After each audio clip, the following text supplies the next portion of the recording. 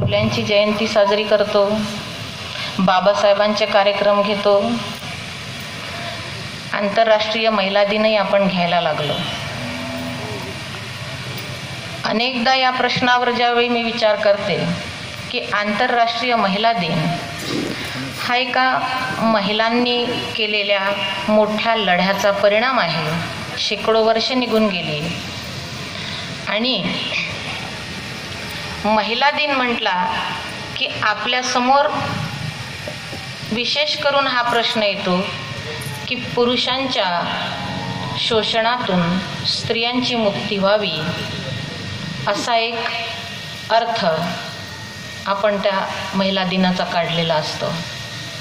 पण आपल्या हक्कांसाठी, त्यांच्यावर होणाऱ्या प्रचंड अन्यायातून सुटण्यासाठी एक महिलांचं मोठं आंदोलन झालं. त्यांनी न्यूयॉर्कमध्ये 10 तासाच्या दिवसाची मागणी केली. अनेक स्त्रिया त्यात मारल्या गेल्या असतील, अनेक जखमी झाल्या असतील, अनेक तुरुंगात गेल्या असतील, पोलिसांचा लाठीचार्ज त्यांनी सहन केला असेल. आता आपण पाहतो संपूर्ण जगात वेगवेगळ्या ठिकाणी ज्या वेगवेगळ्या स्त्रिया आहेत त्यांच्या समस्या, त्यांची दुःख, त्यांचा आक्रोश, त्यांचे प्रश्न हे वेगवेगळे असतील. आपले आणि त्यांचे प्रश्न सारखे नसतीलच. प्रत्येक देशाच्या महिलेचे वेगवेगळे प्रश्न आहेत, प्रत्येक शहरात राहणाऱ्या महिलेचे प्रश्न वेगवेगळे आहेत. पण या सर्व जगातल्या महिलांमध्ये एक धागा मात्र जुळणारा असतो. सबंध जगातल्या गुलाम लोकांमध्ये एक धागा जुळणारा असतो आणि तो असतो त्यांच्या मुक्तीचा आणि त्यांच्या स्वातंत्र्याचा. याच्या व्यतिरिक्त कुठला प्रश्न नसतो. आपण लढतो ते कोणत्या तरी गुलामीतून मुक्त होण्यासाठी, स्वतंत्र होण्यासाठी, आणि याच स्वातंत्र्यासाठी या महिला लढल्या. अनेक परिषदा घेतल्या. तुमची एवढी मोठी संख्या पाहून मला सुरुवातीपासून कार्यक्रमाला आले तेव्हापासून असं वाटलं की ज्यावेळी पहिली परिषद, जागतिक महिलांची पहिली परिषद झाली होती, त्यावेळी सबंध जगातल्या ज्या प्रतिनिधी म्हणून महिला आल्या होत्या त्यांची संख्या होती फक्त 58 महिला होत्या. आणि आपल्याजवळ आज एवढ्या महिला आहेत तरीही आपण जसा हळदी कुंकवाचा कार्यक्रम साजरा करतो त्याप्रमाणे सगळ्यांनी एकत्र यावं आणि आंतरराष्ट्रीय महिला दिवस असा साजरा करावा. हे आपण या दिवसाचं, त्याची गरिमा कमी करण्याचं काम करू नये. आणि प्रत्येक वेळी ज्या वेळी आपण आंतरराष्ट्रीय महिला दिन घेतो त्यावेळी त्याला एक सेलिब्रेशनचं रूप न येता त्याला एक चिंतनाचं, विचाराचं रूप आलं पाहिजे. आणि त्या दिवशी आपण सबंध जगातल्या महिलाच नव्हे, आज केवळ महिलांचा प्रश्न नाही, त्यावेळी फक्त महिलांचा प्रश्न होता. त्यांना अनेक प्रकारच्या पुरुषाच्या अत्याचारातून सुटायचं होतं. त्यांचा होणारा जो छळ होता त्यातून मुक्त व्हायचं होतं.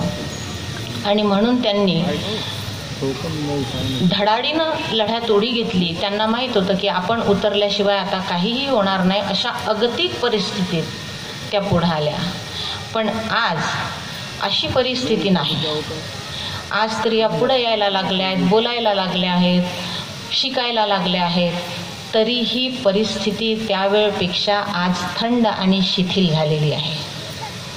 तरीही या महिला, म्हणजे आपण काही परिवर्तन आणावं, आपण काही क्रांती करावी, यासाठी मात्र महिला पुढे येत नाहीत. मी काल एका कवी संमेलनाचं उद्घाटन करायला, एका कविता संग्रहाचं उद्घाटन करायला गेली. तिथे अनेक क्रांतिकारी कविता स्त्रियांनी सादर केल्या.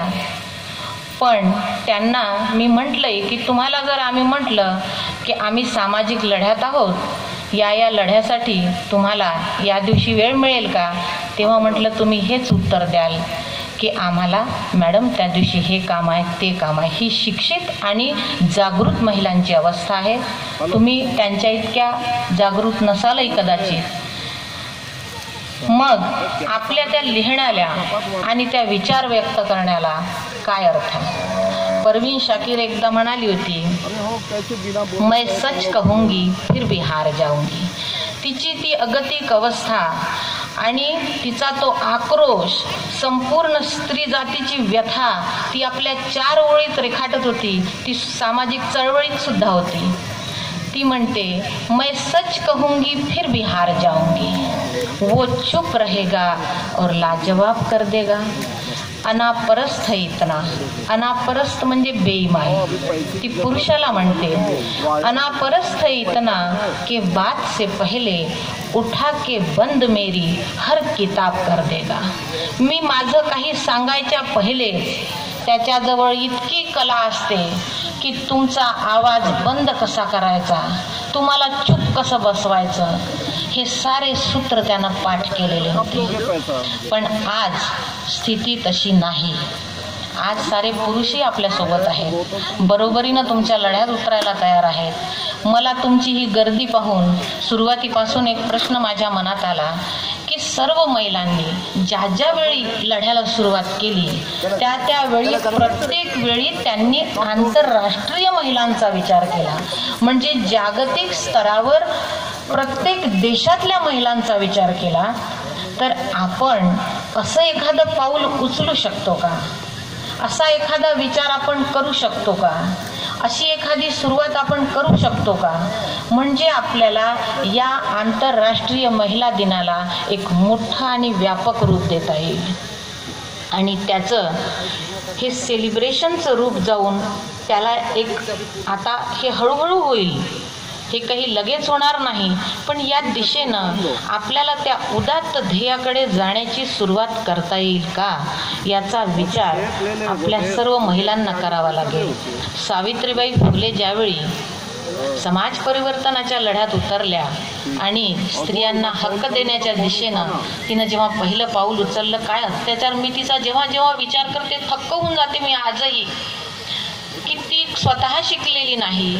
घरातून सासू सासऱ्यांनी आम्हाला समाज त्रास देईल म्हणून त्यांना बाहेर काढून टाकावं, आणि या काहीही न शिकलेल्या स्त्रीनं अशी हिंमत लावावी की मी शिकेन आणि मग यांना शिकवील.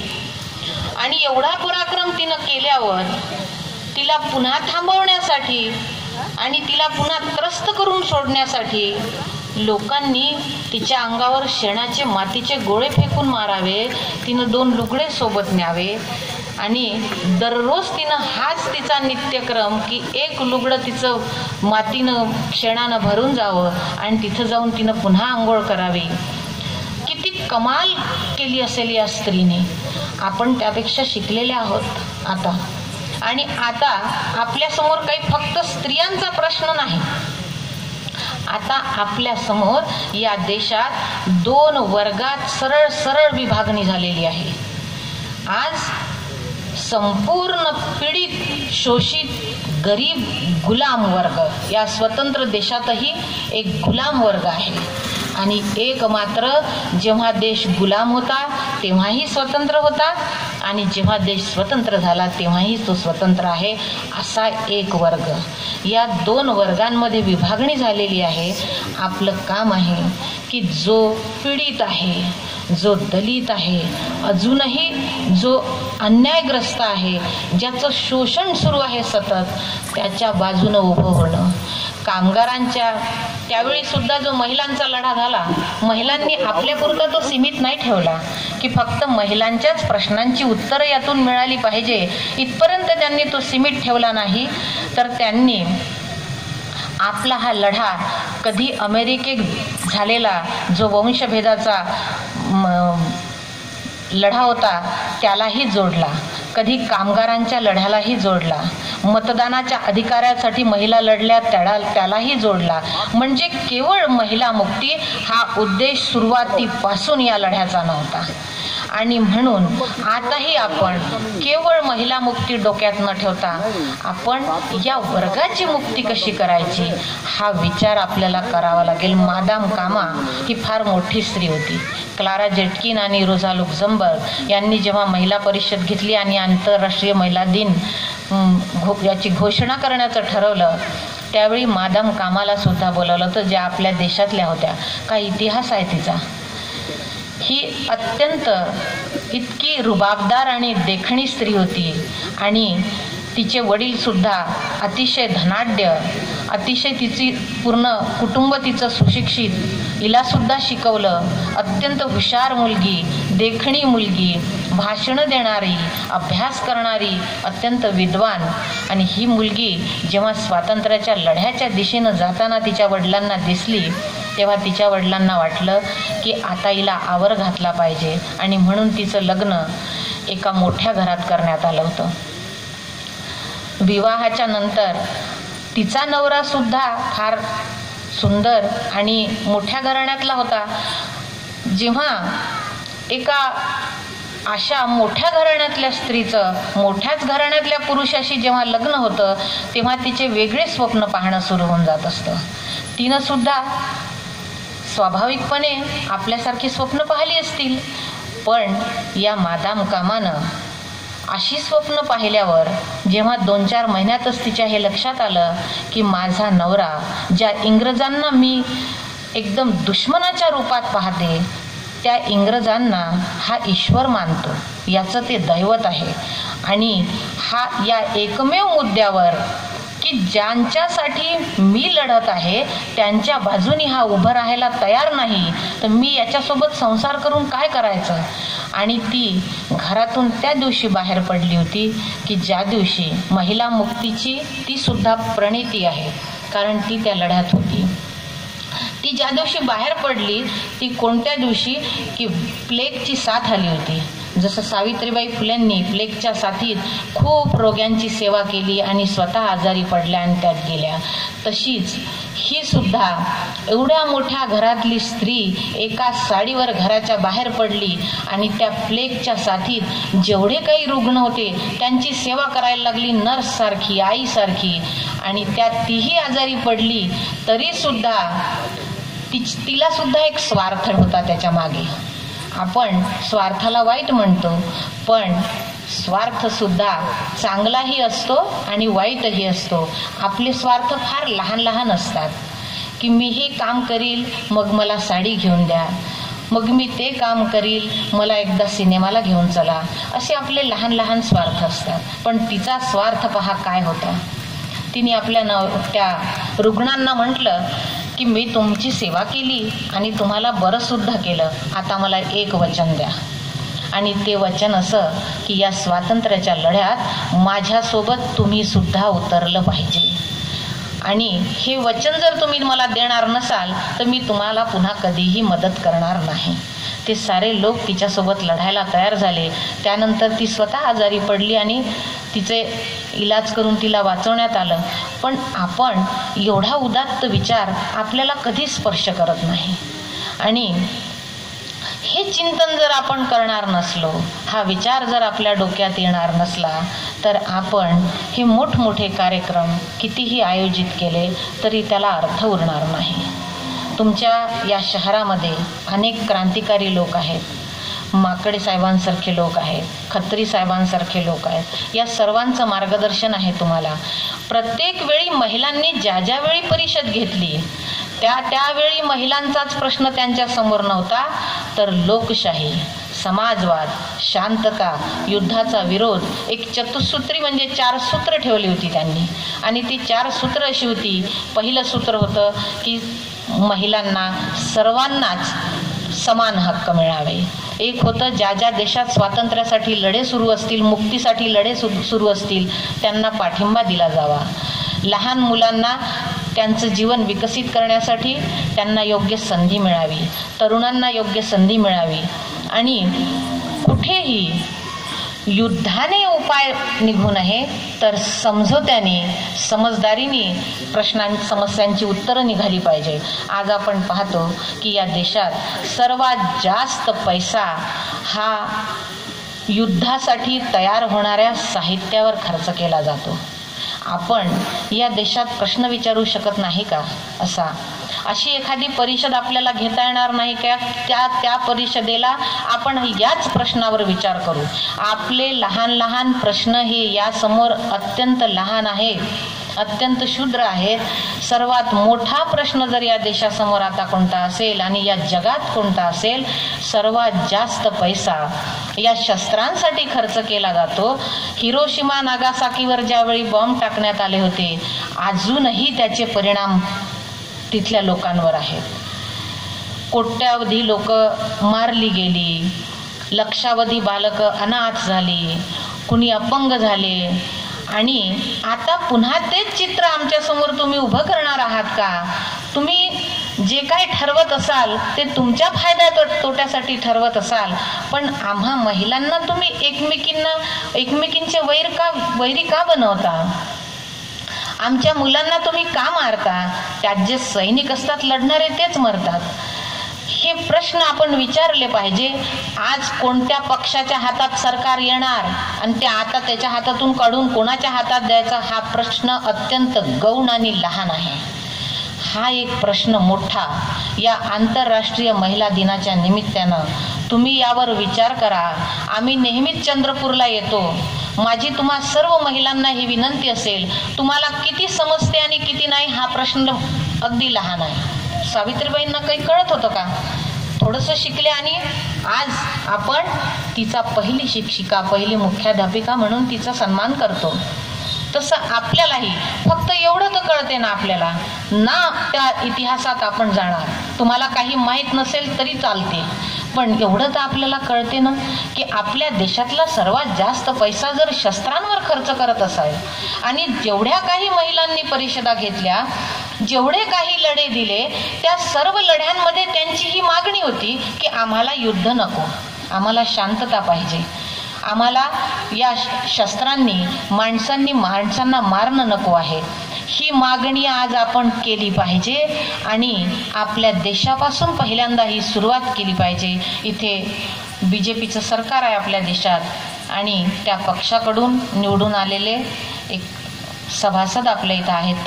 त्यांनाही विनंती करेन, ही माणुसकीची मागणी आहे आणि या मागणीसाठी महिलांनी पहिल्यांदा सुरुवात केली पाहिजे. मादाम कामा ही अशी धाडसी महिला होती की ज्या व्यासपीठावर जायची तिथं त्या व्यासपीठावर अनेक देशातले लोक असायचे, इंग्लंडमधलेही असायचे आणि मोठमोठे म्हणजे राजकीय क्षेत्रात, सामाजिक क्षेत्रात मोठं नाव असणारे लोक यायचे, मोठे विद्वान लोक यायचे. ती व्यासपीठावर चढायची आणि तिच्या हातात वंदे मातरम लिहिलेला तिनं झेंडा तयार केला होता. तो झेंडा घेऊन उभी राहायची आणि त्यांना सांगायची की तुमच्या संपूर्ण जगातल्या देशांमध्ये जे जे लोक गुलामीच्या विरुद्ध लढत असतील त्या सर्वांना मी विनंती करते की त्यांनी माझ्या देशातल्या गुलामांसाठी लढण्यासाठी यावं. आणि हा ठराव जोपर्यंत त्या सभेत मंजूर होत नसे तोपर्यंत ती व्यासपीठावर गयावया करत उभी राहत असे. काय व्यथा असेल त्या स्त्रीची, काय तिची ध्येयनिष्ठा असेल, काय तिची स्वातंत्र्यावरची भक्ती असेल. आणि अनेक सभांमध्ये ती ज्यावेळी झेंडा घेऊन उभी राहायची तेव्हा सारे लोक उभे राहायचे आणि तिला मुजरा करायचे. ही शक्ती एका स्त्रीनं जर निर्माण केली आहे तर आपल्याला ती निर्माण करता येऊ शकते. पुरुष या बाबतीत फेल ठरू शकेल, पण आपण मात्र या बाबतीत यशस्वी हो. मी या कार्यक्रमाच्या निमित्तानं तुम्हाला एक विनंती करेन की आजच्या या कार्यक्रमात आपणही असा एक ठराव घेऊ. मी ज्या ठिकाणी राहते त्या ठिकाणी म्हणजे साध्याही महिला पहा काय करू शकतात.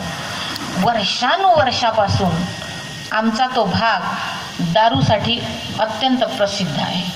तिथली दारू कोणता नगरसेवक आणि कोणता नगराध्यक्ष कोणता सामाजिक कार्यकर्ता कधीच बंद करू शकला नाही आणि स्त्रिया अतिशय त्रस्त होत्या. तिथेच दारू निघायची आणि तिथेच विकली जायची. पोलीस यायचे, तेही त्यांच्या ड्युट्या लागल्या की ते काय करतात तुम्हाला सगळ्यांना माहीत आहे, त्यांची काही मजबुरीही असते, तेही तिथली दारू थांबवू शकत नव्हते. मग माझ्या गावातल्या काही महिला माझ्याकडे आल्या आणि त्या म्हणाल्या की मॅडम आम्ही फक्त इथं रोज ह्या दारूच्या दुकानासमोर बसून राहतो, तुम्ही आमच्यासोबत इथं बसा. आणि मग आम्ही त्या मोठ्या दारूच्या दुकानासमोर रोज फक्त बसणं सुरू केलं, काहीच केलं नाही. जो दारू प्यायला यायचा तो परत जायचा तिथून. महिला दिसला की परत जायचा. असं करत करत 1 वर्ष या महिलांनी आम्ही असं सत्र सुरू ठेवलं. आणि एक दिवस अशी वेळ आली की आमच्या जेव्हा TV चॅनलवर मुलाखती व्हायला लागल्या, ती बातमी पसरली सगळीकडे, राजकीय लोक आमच्या विरुद्धही गेले, पण त्या लोकांनी, जे लोक दारू पित होते ते सुद्धा आमच्या त्या लढ्यात आमच्या सोबत आले. आणि आता त्या गावात दारू विकली जात नाही. अतिशय म्हणजे शांत वातावरण आहे. आणि एवढ्या वर्षानुवर्षाचं वातावरण बदललं. तर म्हणून मी तुम्हाला विनंती करेल की आज आपल्याला शांततेच्या मार्गाने जगायचं आहे की नाही. माणसाला इथं जगायचं किती दिवस आहे. मग त्याचं जे काही आयुष्य असेल ते चांगल्या पद्धतीनं त्याला जगता आलं पाहिजे. आणि एकमेकांवर बुद्धानं सांगितलं त्याप्रमाणे आपण सर्व एकमेकावर प्रेम करून जगलो पाहिजे. मग असं जर चालायचं असेल, असं जर आपल्याला असं विश्व जर आपल्याला निर्माण व्हावं असं वाटत असेल तर आपल्याला शस्त्रांची काहीच गरज नाही. महात्मा गांधींनी तेव्हा म्हटलं होतं की याचं सगळं विसर्जन आपण नंतर करून टाकू. पण महात्मा गांधी हा संत कोटीतला माणूस होता. तो राजकीय लोकांना चालला नाही. आणि त्याच्यानंतर त्यांना मारून पुढचा इतिहास आपल्या सर्वांना माहीत आहे की काय घडलं. तर आपण महिला याची मागणी करू.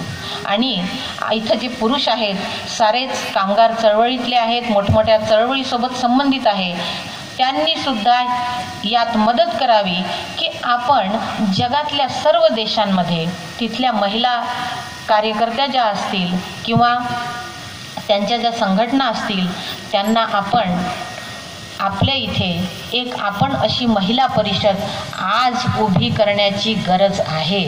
आणि ही महिला परिषद घेऊन आपण युद्धबंदीची एक घोषणा आणि शस्त्रास्त्र निर्मितीची काय गरज. आपण एकमेकांवर जर प्रेम करत असलो तर शस्त्रांच्या निर्मितीची गरज काय. आपण कुटुंबात राहतो तर आपली भांडणं होत नाहीत का.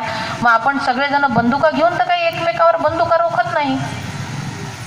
तर या मार्गानं जाणाऱ्या लोकांचे हात जर आपण रोखू शकलो नाही तर त्यांचे हात छाटण्याची क्षमता आता आपल्याला आपल्यात निर्माण करावी लागेल. आणि या दिशेनं आपल्याला प्रयत्न करावा लागेल. जसा पूर्वी प्रत्येक महिला परिषदेमध्ये एक ठराव व्हायचा तसा ठराव आज आपण या महिला परिषदेतून काढला पाहिजे. आणि त्यानुसार आपण पुढची आखणी केली पाहिजे. इथं जे पुरुष आहेत त्या पुरुषांनी आणि जे येऊ शकले नसतील त्याही पुरुषांनी यात आम्हाला मदत केली पाहिजे.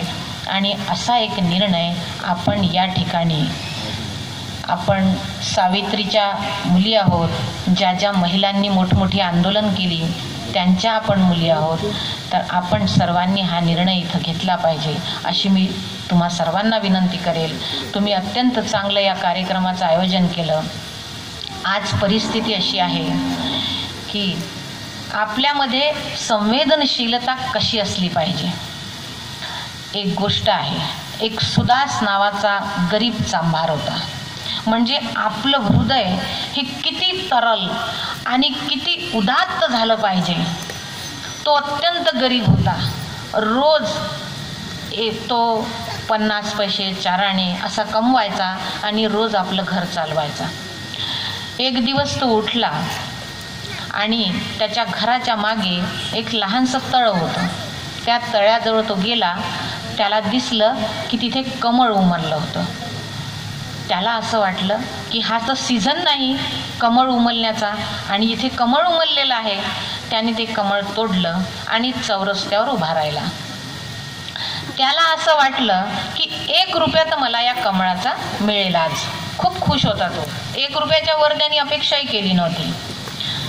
तिथं उभा राहिला तेव्हा त्या नगराचा प्रधान आला आणि त्यानं याच्याजवळ आपला घोडा थांबवला आणि त्याला सांगितलं त्याने की या तुझ्या फुलाचे मी तुला 50 मोहरा दे. हा एकदम चकित झाला की जिथं मी 1 रुपयाची अपेक्षा केली होती हा मला सोन्याच्या 50 मुद्रा देणार आहे. त्याला मोठं आश्चर्य वाटलं. तेवढ्यात राजाचा रथ आला आणि राजा त्याच्याजवळ येऊन उभा राहिला आणि त्याने सांगितलं की सुदास तुझे मुँह मांगी किंमत मिलेगी. ये फूल तू मुझे दे दे. हा पुन्हा आश्चर्यचकित झाला. कारण काय? साधंसं फूल, कारण काय असेल? तेवढ्यात त्या शहरातला एक सज्जन गृहस्थ आला आणि त्याने सांगितलं की सुदास, तुला माहीत नाही का, आज आपल्या गावात बुद्ध येणार आहेत आणि बुद्ध येणार आहेत म्हणून या फुलाची एवढी किंमत लागलेली आहे. सुदासच्या घरात खायला सुद्धा नव्हतं. त्या दिवशीचीच त्याची जेवणाची व्यवस्था नव्हती. पण सुदास म्हणाला की जर आपल्या गावात बुद्ध येणार असतील, मला हे फूल विकायचं नाही. आणि तो ते फूल घेऊन बुद्धाकडे गेला आणि त्याच्यापूर्वीच ज्यांच्याजवळ रथ होते ते सारे लोक आधी निघून गेले. आणि त्यांनी बुद्धांना सांगितलं की आज अशीशी घटना घडली. आम्ही सुदासला इतक्या मोहरा द्यायला तयार झालो, पण सुदास तयार झाला नाही फूल द्यायला आम्हाला. तेवढ्यात सुदास आपला पायी तिथं पोहोचला. बुद्धाच्या डोळ्यात अश्रू आले. बुद्धाने म्हटलं त्याला की सुदास, तुझी जन्मोजन्मीची पिढ्यानपिढ्याची दरिद्रता संपली असती या एका फुलाच्या फूल यांना दिलं असतं तर, आणि तू हे काय केलं? तेव्हा तो सुदास म्हणाला की मी माझी श्रद्धा विकू शकत नाही, मी माझी भक्ती विकू शकत नाही, मी माझी निष्ठा विकू शकत नाही. आणि ते फूल त्याने बुद्धाच्या पायावर ठेवलं. इतकी उत्कट आपल्यामध्ये आपल्या विचारावर निष्ठा असली पाहिजे, इतकी तत्वशीलता असली पाहिजे, इतकी सिद्धांतनिष्ठा असली पाहिजे. ज्यावेळी मी दारूबंदीचं आंदोलन केलं, मला एकच मुलगा आहे. माझ्याच घरातले राजकारणात असणारे लोक माझ्याकडे आले. मी कधीच राजकीय मंचाचा कोणता उपयोग केला नाही आणि मला इलेक्शनमध्ये कोणत्या उतरायचंही नव्हतं. पण ते माझ्याकडे आले आणि ते म्हणायला लागले, नयनाताई, तू जर ह्या आंदोलनात राहिली तर निसर्गाच्या जीवाला धोका आहे, कारण आम्हाला असं कळलेलं आहे. माझा मुलगाही म्हणाला आणि मीही म्हटलं की ठीक आहे, एवढ्या चांगल्या गोष्टीसाठी जर त्याचं काही कमी जास्त होत असेल तर ठीक, मला मान्य आहे. मला माहीत होतं की असं काही होणार नाही, कारण गावातले सारेच लोक आमच्या पाठीशी होते. तर असेही अनुभव आपल्याला येतील, पण त्यांना ओलांडून आपल्याला पुढे जावं लागेल.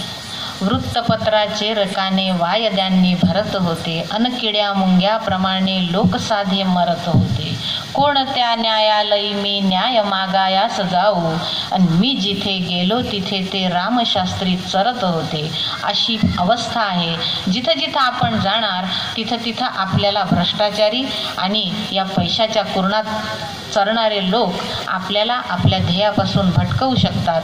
पण आज पुन्हा एकदा तुम्हाला विनंती करेन की तुम्ही महिला, या चंद्रपूरमधल्या महिला एक जागतिक महिला दिनाचं, महिला परिषदेचं आयोजन करू शकता. आणि तसा विचार इथल्या उपस्थित असलेल्या पुरुषांनी आणि महिलांनी करावा. आणि आपण हे गाव जागतिक स्तरावर विचार करणारं, चिंतन करणारं हे शहर आहे, अशी त्याची ख्याती आपण दूरपर्यंत नेऊ शकतो. हा विचार तुम्ही करावा अशी पुन्हा एकदा विनंती करते आणि थांबते. इन्कलाब जिंदाबाद.